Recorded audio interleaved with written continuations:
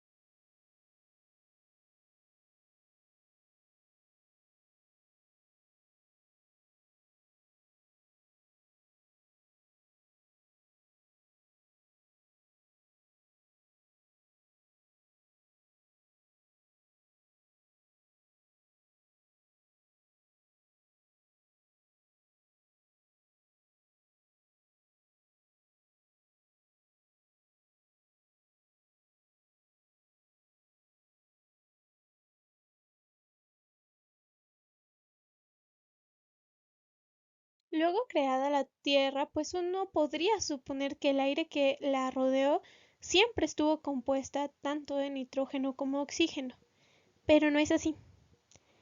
Cuando se creó la atmósfera de la Tierra, su composición no era la misma a la que conocemos hoy en día. Las primeras células vivas primitivas que habitaron este planeta no conocieron el aire que ahora conocemos. Algunos científicos creen que la atmósfera más temprana de la Tierra probablemente no contenía casi oxígeno. El oxígeno en la atmósfera actual es probablemente el resultado de varios millones de años de fotosíntesis.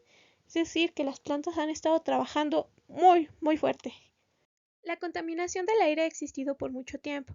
Los fenómenos naturales como los volcanes, las tormentas de viento, los incendios forestales y la materia orgánica en descomposición contribuyen con cantidades sustanciales de contaminantes del aire.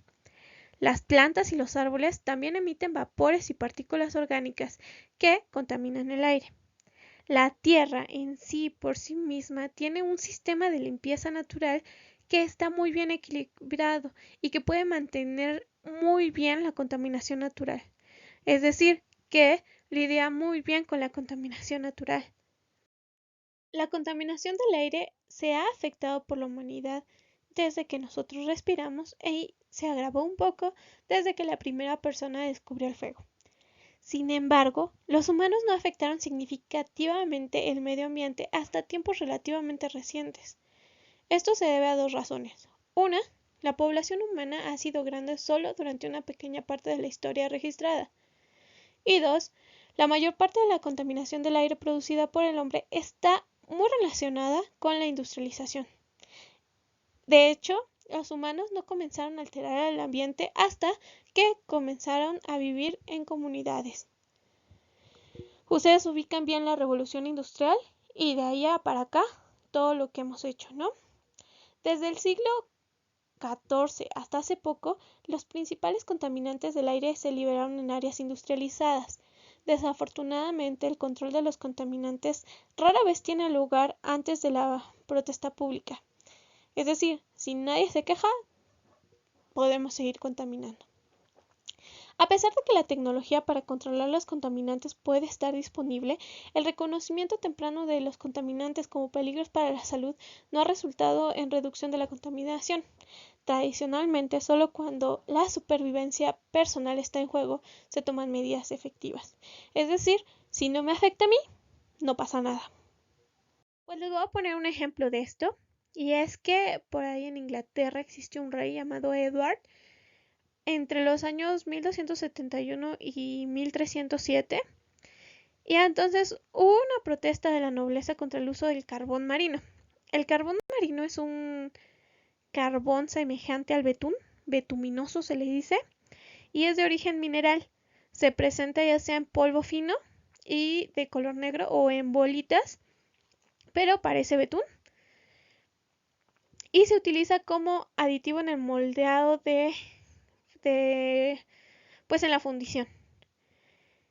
En el reinado posterior a este Edward II, de 1307 a 1327, un hombre fue sometido a tortura por llenar el aire con el polvo pestencial.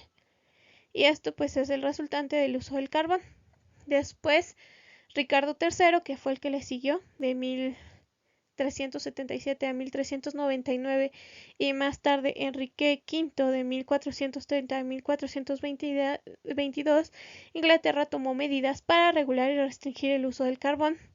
Se emplearon tanto los impuestos como la regulación del movimiento del carbón en Londres y otras legislaciones. Estudios parlamentarios y comentarios literarios aparecieron esporádicamente durante los siguientes 250 años. Ya para 1661, Carlos II publicó un folleto titulado Fumifugium, o los inconvenientes del aire y el humo en Londres disipados, junto con algunos remedios humildemente propuestos. Este documento fue escrito por John Evelyn, uno de los padres fundadores de la Royal Society, y en 1819 se formó un comité para el Parlamento británico para estudiar la reducción del humo. Como este caso, en la mayoría de las acciones cívicas, para cuando el comité presentó su informe, el problema ya no era tan intenso y en realidad ya no se tomaron las medidas. Es importante ver que todo esto empezó por una protesta de la nobleza. Es decir, que las personas que no pertenecían a la nobleza, pues podían haberse estado quejando desde antes, pero pues su opinión no tenía tanto peso como el de la nobleza. Y pues desde luego se prohibió ya el uso del carbón cuando pues ya no se estaba usando.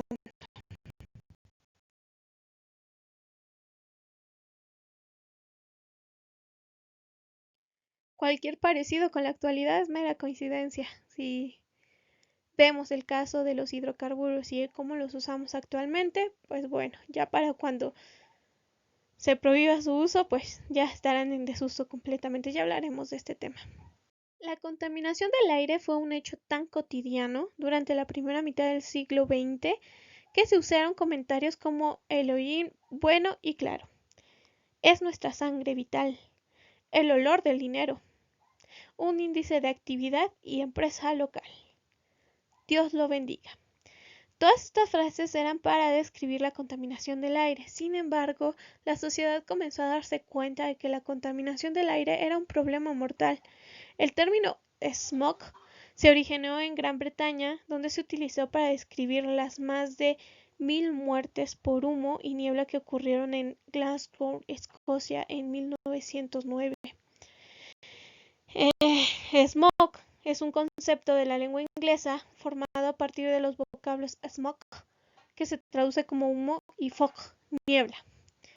Es como niebla de humo, el smog.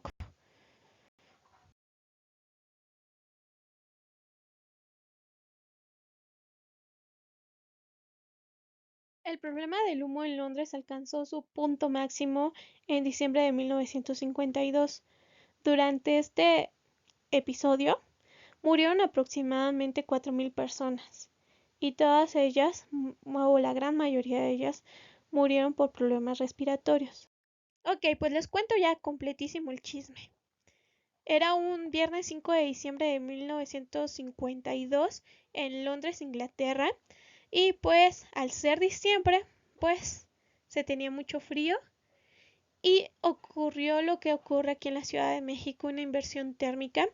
Ustedes saben que cuando el aire frío está abajo y arriba está el aire caliente, porque el sol no puede entrar por la contaminación a calentar el aire de abajo, pues calienta el de arriba y el de arriba jamás va a bajar y el de abajo jamás va a subir porque está frío. Lo caliente tiende a subir como los globos aerostáticos. Bueno, pues en Inglaterra existía esta situación y no solo eso, sino que también se tenía un sistema anticiclónico de alta presión que impidieron la formación de vientos.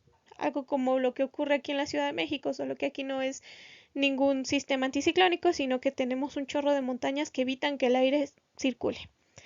Esto ocasionó que los contaminantes que se estaban produciendo en la ciudad se acumularan a nivel del suelo. Y durante 5 días el área metropolitana de Londres se cubrió por la contaminación del aire. Pocas personas se dieron cuenta en ese momento, pero hubo 4000 muertes más de lo normal durante un periodo de 5 días. Los ingresos hospitalarios fueron un 48% más alto y las reclamaciones por enfermedades al Sistema Nacional del Seguro de Salud fueron 108% superiores al promedio, y el 84% de ellas, quienes murieron, tenían enfermedades cardíacas o pulmonares preexistentes. Los ingresos hospitalarios por enfermedad respiratoria aumentaron 3 veces y las muertes por enfermedad respiratoria crónica aumentaron 10 veces. Es decir, en este punto de la historia nadie se había enfrentado a que este signo de progreso, este signo de avance, esto que decía, pues el hollín es símbolo de que estamos trabajando, es símbolo de que estamos ganando dinero, vamos bien, jamás se les ocurrió que pudiera hacer daño a la salud hasta este suceso en el que dicen, bueno, no es normal que se murieran 4,000 personas que pues no teníamos planeado que murieran, porque pues si al día se mueren, no sé, 5, ahora que se mueran 4,000 está muy fuera de lo normal. Entonces comenzaron a levantar, algo está pasando, no sabemos qué es, pero algo está pasando.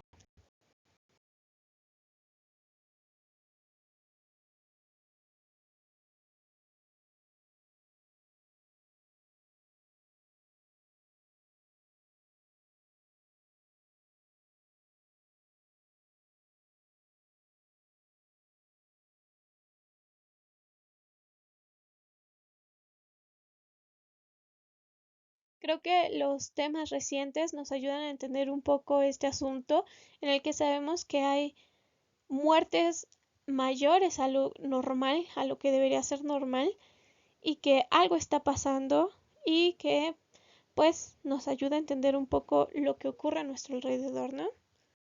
Algo muy similar a lo que ocurrió en Londres también ocurrió en Donora, Pensilvania, por ahí de 1948, y pues esta es una ciudad de más o menos 14,000 habitantes, y esta pues tuvo un episodio muy similar al que estuvo en Londres, y durante este episodio tuvo de 15 a 20 muertes más de lo normal. ¿Qué sucedió aquí? Pues más de 6,000 de sus residentes, recuerden que tenemos 14,000 habitantes total, pues más de 6,000, casi el 50%, se vieron afectados negativamente. El 10% de ellos gravemente.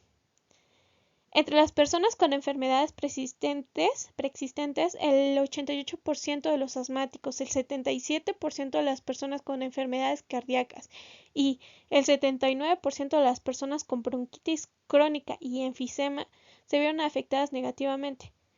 Si nosotros tomamos en cuenta la diferencia de población, pues Donora, a pesar de ser tan pequeña, pagó un precio mucho más alto que lo que pagó Londres por la contaminación del aire.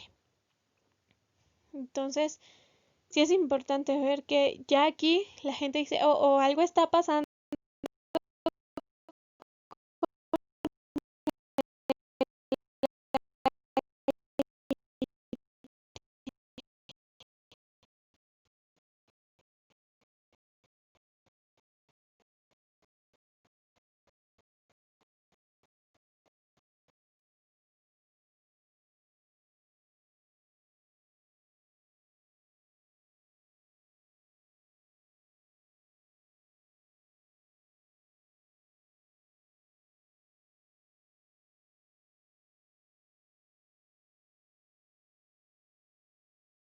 Y pues hablando de la época más o menos alrededor de 1940-1950, pues también otra de las grandes ciudades que existían en el momento pues era Nueva York.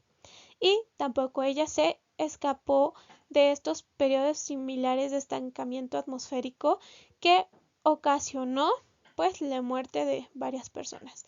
Es importante destacar que en Nueva York han ocurrido múltiples episodios de este tipo.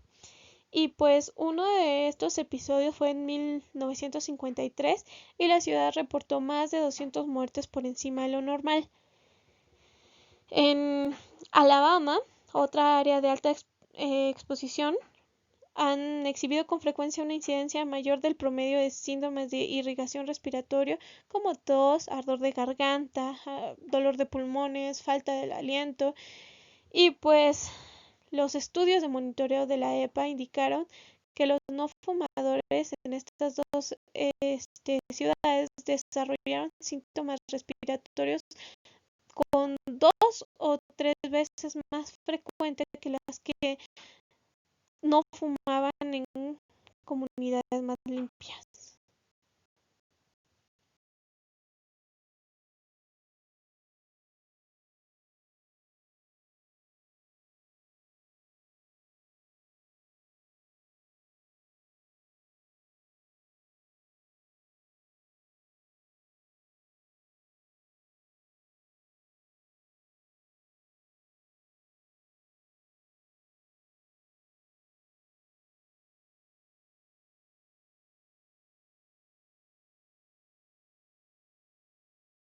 Y pues entonces podrán notar que ya empezaron a hacer estudios y dijeron, ay, como que la gente que no fuma en la ciudad se parece a los que fuman en donde no está tan contaminado. Y entonces ya comenzaron a relacionar un poco la contaminación atmosférica con los daños que había pues en la salud. También les voy a contar un caso a finales del siglo XX, y es que gases que venían de unas chimeneas bajitas de fundiciones de cobre cerca de la frontera de Georgia con Tennessee causaron daños en la vegetación del campo circundante. Pues bueno, hubo quejas y lo que hicieron fue construir chimeneas más altas. Entonces, al construir estas chimeneas más altas, el daño ya no solo quedó pues ahí local, sino que se extendió hasta casi 50 kilómetros a los alrededores, afectando a los bosques de Georgia, y el resultado pues fue una demanda interestatal que finalmente se llevó a la Corte Suprema de los Estados Unidos, y el problema pues se resolvió instalando una planta de recuperación de dióxido de azufre, y pues verán que hasta que no hay demandas no se soluciona nada. Sí es muy importante pues la legislación ambiental. 2 décadas después ocurrió un caso muy similar que involucró la fundición de plomo y zinc, esto en Canadá, y pues esta fundidora estaba ubicada cerca del río Columbia, que está bueno, más o menos cercano en la frontera internacional entre Canadá y Estados Unidos, y lo que ocurrió fue un daño en la vegetación del lado estadounidense, del lado de la frontera estadounidense, y pues se presentó una demanda por daños y fue resuelta en un tribunal internacional. Y este caso, después de evaluar los daños, pues el problema se resolvió en parte mediante la recuperación de azufre y en parte pues operando la fundición de acuerdo con un plan basado en las consideraciones meteorológicas. Es decir, solo arrojaban sus contaminantes si el aire estaba hacia la frontera canadiense y no hacia la frontera estadounidense. Yo creo que no fue una solución, sino un paliativo, pero ya comienza a haber estos temas en el que se está contaminando el aire, ya la gente comienza a ser más consciente. Desafortunadamente, las condiciones climáticas y las actividades humanas que se combinan para formar acumulaciones críticas de contaminantes son en exceso frecuentes y ocurren periódicamente en varias partes del país y continúan amenazando la salud pública. Siempre que los contaminantes del aire se emitan a la atmósfera en cantidades suficientes para acumularse a niveles peligrosos, pues vamos a estar en peligro la sociedad y pues cualquier persona. En cuanto a las fuentes, un poco más de la mitad de la contaminación proviene de los motores de la contaminación interna de automóviles y de otros vehículos de motor, y aproximadamente el 25% proviene del combustible quemado en fuentes estacionarias o fuentes fijas, como las plantas generadoras de energía, y otro 15% se emite a partir de procesos industriales. Estos datos son de aquí de la Ciudad de México. Bueno, hasta aquí nuestra clase introductoria.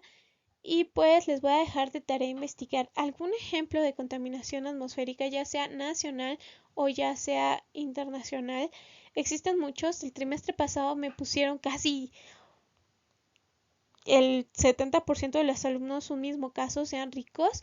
Del trimestre pasado también me hablaron de uno que me encantó. No sé si recuerdan que iniciando el 2020, que ha sido lleno de sorpresas negativas y muy intensas, pues hubo unos incendios muy fuertes en Canadá que consumieron, pues, estuvieron activos por meses y meses. Pues me hablaron de ese, y aunque no crean, pues los incendios forestales también tienen pues efectos en la contaminación atmosférica. Pues les encargo mucho este caso, traten de ser variados. Yo sé que hay alguien que ya les habló de este tema en clases pasadas y por eso me ponen el mismo tema a todos, pero sean un poquito más creativos, esfuércense un poquito más, y nos vemos la siguiente clase.